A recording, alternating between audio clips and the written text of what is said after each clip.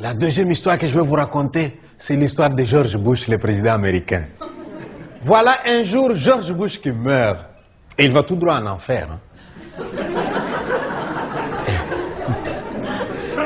Et dès qu'il arrive en enfer, il est accueilli par Satan. Et George Bush qui voit Satan, il lui demande où est Ben Laden. Et Satan lui dit Ben Laden n'est pas ici. George Bush qui dit comment il n'est pas ici? Je l'ai envoyé ici avec mes bombes. Satan qui dit il n'est pas arrivé. Alors George Bush est très inquiet. Il s'est dit si Ben Laden n'est pas ici, c'est qu'il est encore dans les montagnes en train de préparer un coup contre les Américains. Alors il dit à Satan, Satan, laisse-moi donner un coup de fil. Satan qui dit non, hein, ceux qui sont ici ne téléphonent plus là-bas. S'il te plaît, Satan, sois gentil, hein, juste une minute s'il te plaît. Il faut que je dise aux Américains, ils doivent être vigilants. Tu vois bien que Ben Laden n'est pas ici. Satan qui lui dit, vas-y, mais sois bref. Et il prend le téléphone et il appelle les Américains. Il leur dit, Ben Laden n'est pas ici, soyez vigilants là-bas. Et il dépose le téléphone. Dès qu'il a déposé le téléphone, Satan lui tend la facture de la communication téléphonique. Et vous savez combien il lui demande? 10 millions de dollars. George Bush qui dit, quoi? Je veux parler pendant 1 minute seulement et tu me demandes 10 millions. Satan qui lui dit, ah oui, les États-Unis, c'est pas la porte d'à côté. Hein. Allez, tu payes.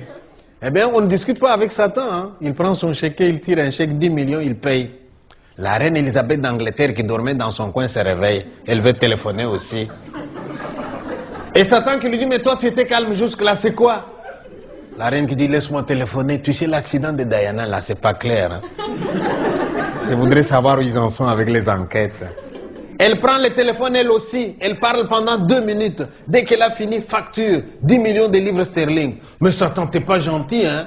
Satan qui dit, je n'ai jamais été gentil, moi. Allez, tu payes. Elle prend son chèque, elle tire un chèque, elle paye. Il y a un troisième, un dernier qui veut appeler. Et le troisième, vous savez comment il s'appelle? Mobutu, l'ancien dictateur du Congo.